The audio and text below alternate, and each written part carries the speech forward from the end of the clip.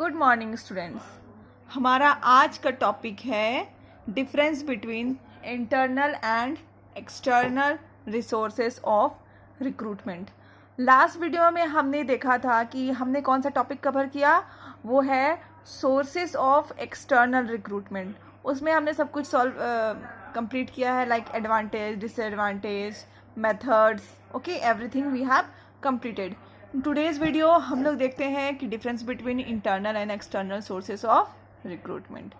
देखिए, पहला तो अब मीनिंग है, मीनिंग को ले लीजिए। First point is meaning basis में देखिए, या फिर इसको आप बोलते हैं पॉइंट ऑफ डिफरेंस। ओके, तो इंटरनल रिक्रूटमेंट का मतलब क्या होता है कि जब आप अपना वैकेंट पोजीशन, आपके ऑर्गेनाइजेशन में अगर कोई पोजीशन वैकेंट है और उसको आप अपने ऑर्गेनाइजेशन के अंदर के कोई मेंबर को अपॉइंट करके उसको फिल कर रहे हैं, तो उसको हम लोग क्या बोलते हैं, इंटरनल रिक्रूटमेंट। बट आप वही सेम पोजीशन को कोई न्यू पर्सनल या फिर आउटसाइडर से अपने पोजीशंस को वैकेंट पोजीशंस को फिल कर रहे हैं, तो उसको बोलते हैं एक्सटर्नल रिक्रूटमेंट। टाइम की बात करें तो फर्स्ट केस में लेस टाइम कंज्यूमिंग है, आप उसको प्रमोशन या ट्रांसफ़र के थ्रू पोजीशंस को, वैकेंट पोजीशन को फिल कर सकते हैं। In the next case it is more time consuming, already I have explained the whole process we have to go for appointment और filling any candidate.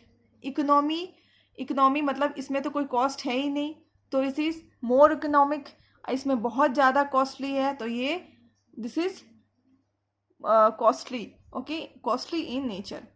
Okay, quality, इसमें आपके पास limited choice होता है, तो हो सकता है कि आपको उतना अच्छा क्वालिटी नहीं मिले, फ्रेश आइडियाज़ भी नहीं मिल पाते हैं आपको। बट यहाँ पे क्वालिटी, आपके पास बहुत ज़्यादा वाइडर चॉइस है, तो यहाँ पे आपको क्वालिटी मिलने की पूरी चांसेस होती है। Next last is our morale of the employees. यहाँ पे क्या होता है, आप सेम एम्प्लॉय को, अगर मान लो सपोज मैनेजर का जॉब वैकेंट है, तो आप उसके नीचे वाले एम्प्लॉय को अगर ऊपर बैठा देते हैं, मैनेजर बना देते हैं थ्रू प्रमोशन और transfer, what ever you can do और वॉट एवर इज सूटेबल और नीडेड। ओके, तो उसमें क्या हो जाता है, जो एम्प्लॉय है उसका मोरल काफ़ी हाई रहता है। ठीक है, वो सोचना है कि मैंने जो हार्ड वर्क किया उसका मुझे रिटर्न मिला। ओके, बट अगर आप ऐसा नहीं करते हो, अगर वैकेंट पोजीशंस को किसी बाहर के एम्प्लॉय से फिल करते हो, तो उनका मोरल क्या हो जाता है, डाउन हो जाता है। यहाँ पे एक और आप टाइम तो हमने कर लिया। ओके, अब हम सिलेक्शन प्रोसेस की तरफ जाते हैं। सिलेक्शन होता क्या है, सिलेक्शन बोलो तो एक नेगेटिव रिजल्ट होता है। ठीक है, नेगेटिव प्रोसेस है या फिर नेगेटिव रिजल्ट है। इसमें क्या होता है कि most promising and most suitable candidate से हम लोग अपना जो ऑर्गेनाइजेशन में जो वैकेंट पोजीशन है उसको फिल करते हैं। ठीक है, अभी देखते हैं क्या होता है। सिलेक्शन प्रोसेस कब बिगिन होता है, जब हमारे पास बहुत सारे लार्ज नंबर ऑफ एप्लीकेशन हमारे पास जब हम रिसीव करते हैं, तब हमारा सिलेक्शन प्रोसेस वहीं से स्टार्ट हो जाता है। Okay, selection process begins at this stage by screening the application. जब आपको बहुत सारे एप्लीकेशन आते हैं, तब उसको आप वन बाय वन देखते हो कि कहाँ से एप्लीकेशन है, एप्लीकेंट कैसा है, सारे इन्फॉर्मेशन पढ़ते हो, उसी को हम लोग क्या बोलते हैं, स्क्रीनिंग। तो वहीं से हमारा सिलेक्शन प्रोसेस स्टार्ट हो जाता है। ठीक है, इसीलिए हम लोग वहीं से जनरली जो कैंडिडेट को छांटना स्टार्ट कर देते हैं, इसीलिए हम लोग क्या बोलते हैं, selection is a negative process. अभी क्या है, अब देखते हैं what are the various steps which are performed are given below। ठीक है, देखते हैं कौन कौन सा प्रोसेस है। पहला है प्रीलिमिनरी स्क्रीनिंग। प्रीलिमिनरी स्क्रीनिंग क्या है, इसमें यही है, मान लो हमने कैंडिडेट से मांगा था एप्लीकेशन, जॉब का क्वालिफिकेशन था एमकॉम। ठीक है, सपोज, ओके, एमकॉम था, बहुत सारों ने सिर्फ ग्रेजुएट पास ने एप्लीकेशन फॉर्म भर दिया। ठीक है, तो वहीं पर से हम क्या करेंगे, उस ग्रेजुएट वाले जो फॉर्म है उसको निकाल कर एक तरफ हटा देंगे।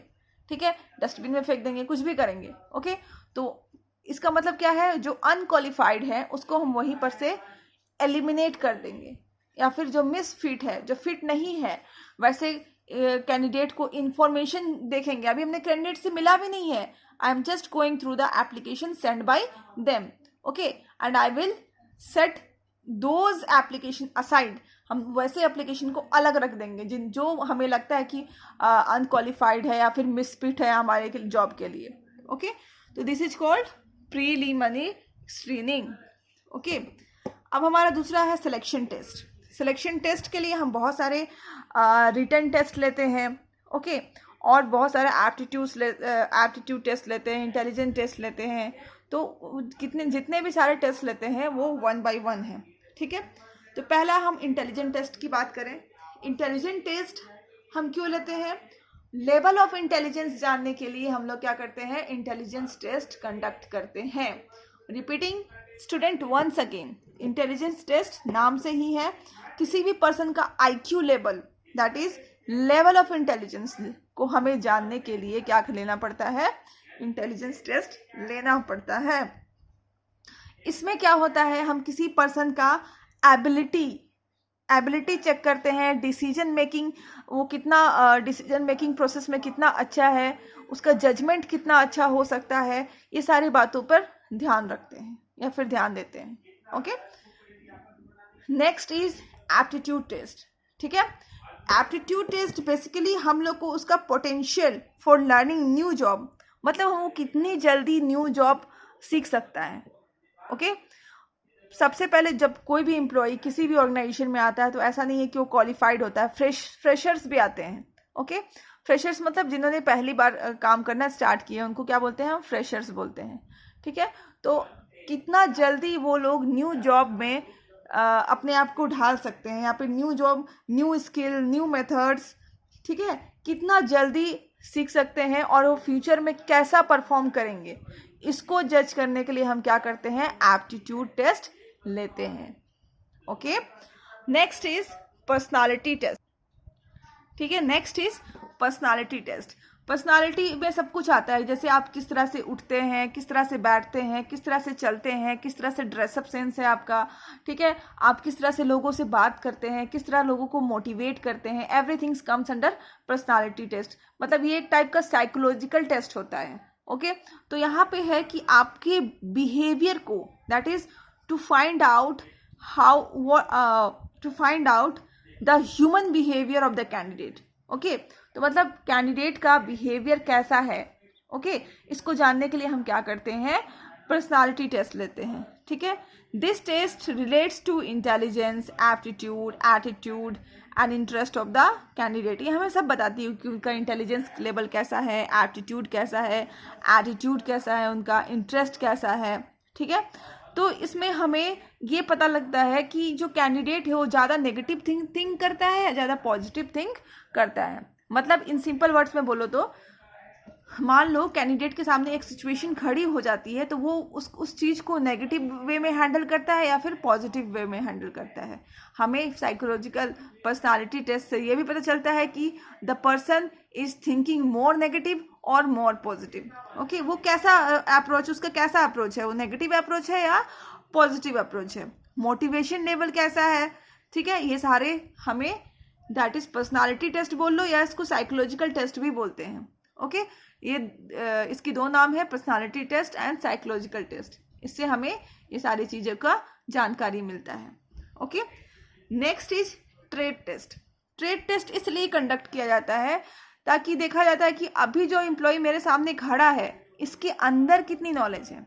मतलब एग्जिस्टिंग नॉलेज को चेक करता है of an individual. Existing knowledge मतलब कि अभी आप कोई भी तो खाली बोतल की तरह, एम्प्टी बॉटल की तरह नहीं है, सबके अंदर कुछ ना कुछ नॉलेज भरा हुआ है. ओके, तो उसके अंदर कितनी नॉलेज है, कौन कौन से स्किल है. मतलब in short and simple it check the और आइडेंटिफाई द प्रेजेंट नॉलेज और प्रेजेंट स्किल. ओके, और present knowledge about profession. Okay, the profession which he is going to move. Simple word में अभी जो बंदा मेरे सामने खड़ा है उस प्रेजेंटली उसके पास कितना नॉलेज है, ये चेक कौन करता है? Trade test. Okay, interest test. Interest test जैसा नाम है वैसे ही इसको आप इजीली याद कर सकते हो रिलेट करके. इंटरेस्ट टेस्ट में ये चेक होता है कि वो पर्सन किस टाइप ऑफ वर्क में ज़्यादा इंटरेस्टेड है. ठीक है, हर इंसान कुछ ना कुछ सोचता है कि मैं फ्यूचर में ये काम करूँगा. ठीक है, और जो वो अगर वो अपने इंटरेस्ट का काम करेगा तो वो अपना 100% दे पाएगा, बहुत दिल लगा करके काम करेगा। ओके, उसका जो प्रोडक्टिविटी है वो बहुत ज़्यादा हो जाएगा। तो इंटरेस्ट टेस्ट में ये होता है कि वो किस टाइप ऑफ कौन से वर्क में उसको ज़्यादा इंटरेस्ट है। Okay, then next is our employment interview.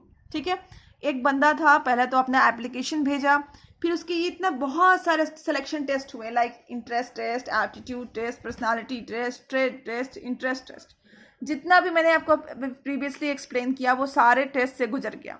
Okay, अभी उसको इंटरव्यू के लिए कॉल आता है। ओके, रिपीटिंग अगेन, एक पर्सन ने अपना अपॉइंटमेंट अप्लाई किया, ठीक है, जॉब के लिए एप्लीकेशन भेजा, फिर उसके बहुत सारे सिलेक्शन टेस्ट हो गए, सारे टेस्ट वो पास कर गया सपोज। ठीक है, तो अभी उसको क्या होगा, इंटरव्यू के लिए कॉल आएगा। This is called employment interview. Okay, the candidate who qualify the test are called for interview, short and simple. फिर आपको पता ही है इंटरव्यू में क्या होता है, जिस भी फील्ड के एक्सपर्ट या फिर हर एक फील्ड के जो एक्सपर्ट होते हैं, हर एक सब्जेक्ट्स के जो एक्सपर्ट होते हैं, उनको बैठाए जाते हैं, उनका एक पैनल बनता है ताकि वो जो उस कैंडिडेट से क्वेश्चंस पूछ सके। ठीक है, और अगर उसके वहाँ पे उसका जो प्रोफेशनल और फिर स्पेशलाइज्ड नॉलेज को चेक किया जाता है। ठीक है, तो अगर वो बंदा या फिर जो भी है, तो कैंडिडेट अगर क्वालिफाई करता है तो उससे बहुत सारे क्वेश्चंस पूछे जाते हैं, और वो क्वालिफाई करता है तो उसको आगे भेज दिया जाता है, और क्वालिफाई नहीं करता है तो वहीं पे उसको रिजेक्ट कर दिया जाता है। Okay, next is checking references and background.